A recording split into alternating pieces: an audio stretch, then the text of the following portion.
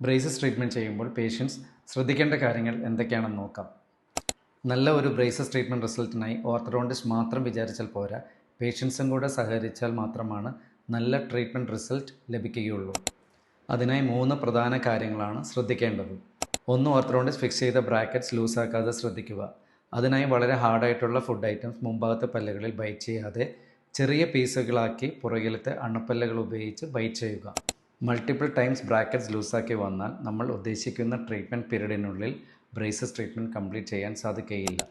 രണ്ടാമത്തെ ശ്രദ്ധിക്കേണ്ട കാര്യം, ആഫ്റ്റർ എവറി മീൽസ് ബ്രാക്കറ്റ്സിൻ്റെ ചുറ്റും പ്രോപ്പറായി ബ്രഷ് ചെയ്ത് ഫുഡ് പാർട്ടിക്കിൾസ് ക്ലീൻ ചെയ്യുക. പ്രോപ്പറായി ബ്രഷ് ചെയ്തില്ലെങ്കിൽ ബ്രാക്കറ്റ്സിൻ്റെ ചുറ്റും കേടുവരാനുള്ള സാധ്യതകൾ കൂടുതലാണ്. സ്റ്റിക്കി ഫുഡ്സ് മാക്സിമം അവോയ്ഡ് ചെയ്യുക.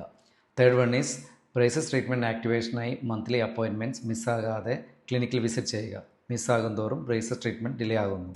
ഈ കാര്യങ്ങളൊക്കെ പേഷ്യൻസ് ശ്രദ്ധിച്ചാൽ ഓർത്തഡോണ്ടിസ്റ്റ് നല്ലൊരു ട്രീറ്റ്മെൻറ്റ് റിസൾട്ട് ക്രിയേറ്റ് ചെയ്യാൻ സാധിക്കുന്നു. അതുകൂടാതെ ഓർത്തഡോണ്ടിസ്റ്റ് കമ്മിറ്റ് ചെയ്ത ട്രീറ്റ്മെൻറ്റ് പീരീഡിനുള്ളിൽ തന്നെ ബ്രേസസ് ട്രീറ്റ്മെൻറ്റ് കംപ്ലീറ്റ് ചെയ്യാൻ കഴിയുന്നു.